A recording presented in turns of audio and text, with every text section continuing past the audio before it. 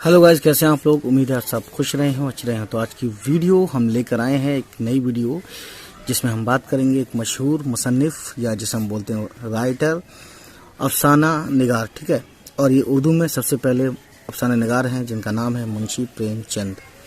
ठीक है, तो 1880 में इनकी पैदाइश है और 1936 की आज़ादी से पहले इनकी वफ़ात यानी इंतकाल हो गया था। ये दुनिया से चले गए थे।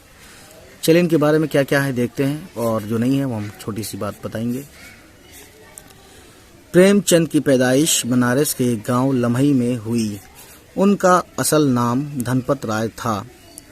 उनकी इब्तदाई तालीम यानी शुरू की तालीम एजुकेशन गांव के मदरसे में हुई।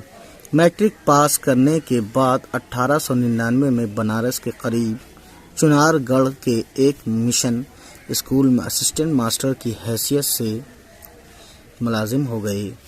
1905 में कानपुर के ज़िला स्कूल में उस्ताद की हैसियत से उनका तकर्रुर हुआ, यानी वो मुलाजिम हो गए, एम्प्लॉय हो गए। प्रेमचंद को लिखने का शौक बचपन से था। उन्होंने ज़िंदगी के दुख दर्द को करीब से देखा और महसूस किया था। यही वजह है कि ज़िंदगी के मसाइल उनकी तहरीरों का मौजू बन गए। उनकी ज़बान बहुत सादा और सलीस थी। उनके बेशतर नावल और अफसाने देहाती ज़िंदगी से ताल्लुक़ रखते हैं।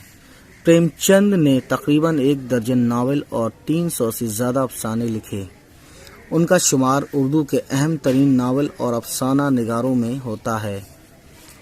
कुछ नाम हैं उनमें: निर्मला, बेवा, मैदान अमल, बाजार हुस्न और गौदान उनकी मशहूर नावल हैं। ठीक है, तो गाइस ये थी कहानी मुंशी प्रेमचंद साहब के बारे में।